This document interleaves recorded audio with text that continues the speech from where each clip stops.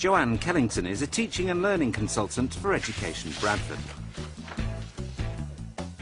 She specialises in behaviour and attendance at Key Stage 3, advising teachers across the LEA on good practice in behaviour management.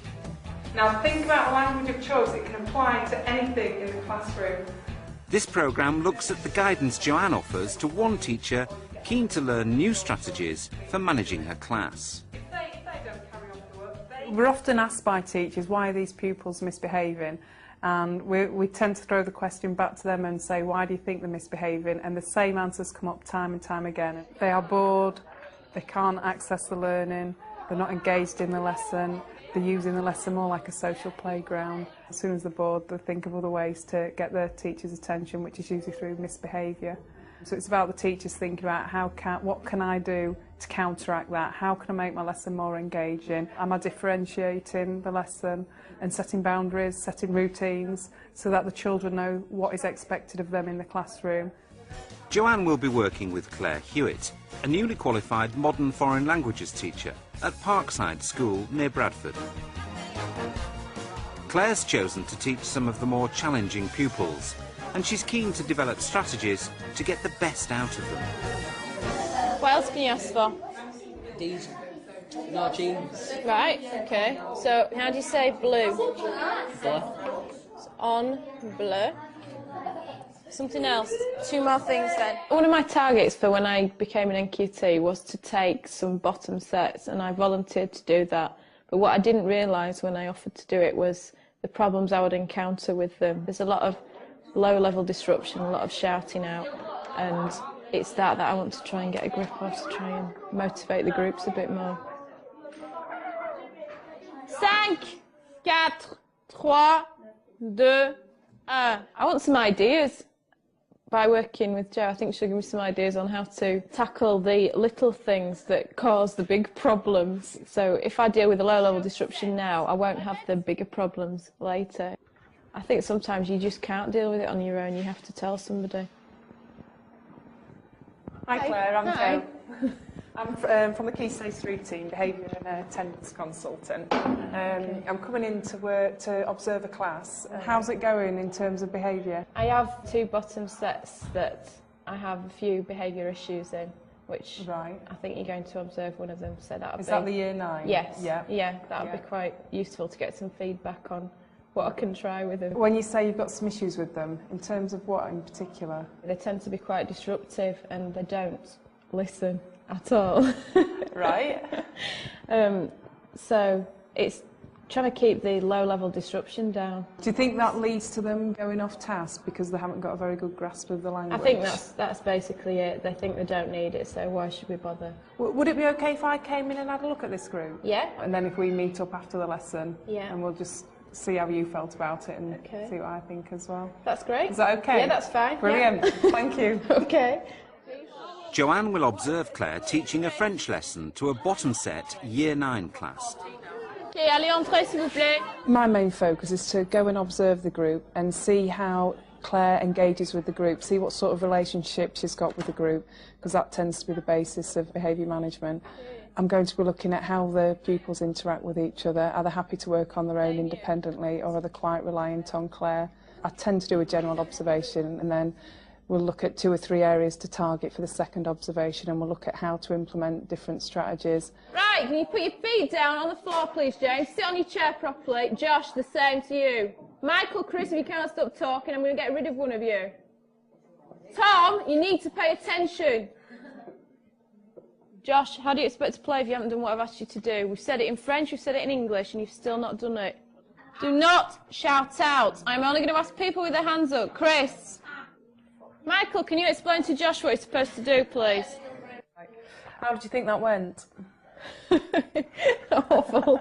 I was really embarrassed. They're just a really challenging group, I find.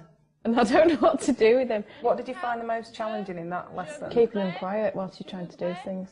Yeah. It's just the low-level disruption, like I said before. But it's it's high frequency, it's happening all the time, isn't it? Just from watching it, seems though they were desperate for your attention, a lot of them. They wanted you to talk to them, which is good. Yeah. It's just now sort of refocusing it in a positive way so that they're getting attention from you for their poor behaviour. Yeah. So it's trying to turn that around so you're giving them attention for what they're doing well.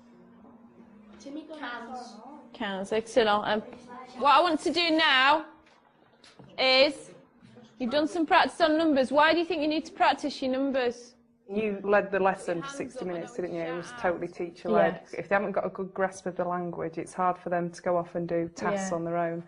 What you could try is maybe doing some paired learning, holding up the... Flashcards. Yeah. Yeah. And if you think about it, I think there was 20 in the class, one person out of 20 is answering. If you say, right, you've got 10 minutes, there's the card in twos, and then they've got to come up with an answer. So if one person doesn't know, hopefully the other person will. So at least then you've got 10 answers come in. Right. And every hand should be up. That's what you want. Yeah. So you tell them what you want out of the lesson. Can you explain the point system to me? Yeah, they have a little Eiffel Tower in the back of the books. And once they've got 6 points, they get a credit. Timmy, c'est combien?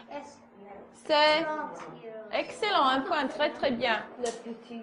Petit, excellent, un point, fantastique. And they build up credits, and they're going to be able to spend them in a shop where they can buy things.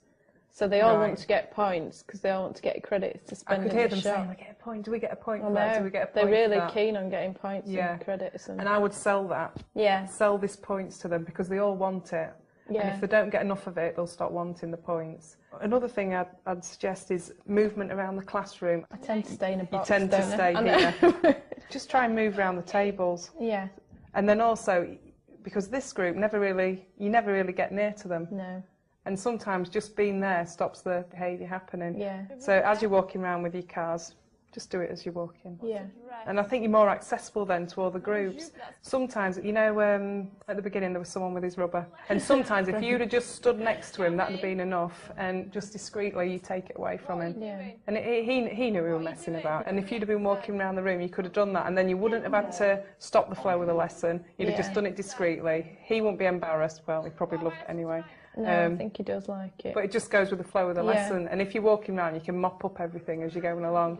And if someone's talking, if you go up to him, sometimes just putting your hand on the desk as well. Yeah. You're not actually speaking to him, so he's still teaching the whole of the class. But he knows that you're there. Right. Again, it's just using your physical presence in the classroom. And again, by walking around, you're going to create that. And you can pick up a lot of the things that are going on, the pen tapping, the swinging on the chair, which is all going on, isn't it? Yes. And I know you can see it, but if you were to pick up everything in that classroom, you won't get any teaching done. No, I know. At one point you said, don't shout out. And one thing you could try is turn it around and say, rather than don't shout out, hands up. So, because as soon as you say don't, for some reason kids like to do it. Yeah, it's like don't touch a hot plate. They touch the hot plate, don't they? If you try and make it, turn the language from don'ts to do's. I don't want you to talk. Tom, you are not using this board again. Do not shout the answers out. Rather than saying, don't shout out, hands up please, and you're teaching them what you want them to do. You're teaching them that you want their hands up. And if they do shout out, ignore whatever they've said. Right. Rather than saying, don't shout out, ignore it. But thank you for putting it, That's getting it right and putting the hand up. Yeah. Right. Okay. If you were to think of 2 or 3 things you wanted to put in that class, or not to put in, to try out on Thursday, what would you be happy doing? They're walking around the classroom whilst I'm doing activities or whatever. Try that out on Thursday. Yeah. So if the teacher, obviously your normal lesson, but really go for moving around the classroom. Right. I'll put a pedometer on you, see if you do 10,000 steps. Okay, we're not special. I've just completed 2 miles. So that's quite an obvious one, isn't it? Is there anything else? I'll just try the positive praise, basically. As soon as they do anything right, no matter how small it is, praise them. Yeah. And just for one lesson, try and ignore what they're doing wrong, but putting in the praise. I mean, you usually say 6 praises to every 1 correction. Yeah. So, I mean, if they're doing something that needs correcting, you've got to do it. Yeah. But just praise and praise as much as you can. And then as soon as they start getting your attention through the praise, it can help to turn the behaviour around. Right. Like I said, this class they're not going to change overnight. It will take 2 or 3 weeks. It's just a case of doing it and see if we can actually improve the behaviour. Okay.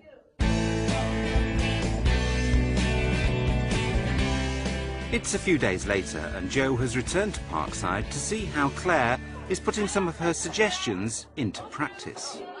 These behaviours are very, very typical. Every teacher's going through this. Lots of calling out, lots of children off task. I think it goes right back to what's in it for the kids. The kids need to want to be in the classroom. They need a really good relationship with the teacher. Can you sort your shirt out for me, please? Tuck it in before you sit down, Damien.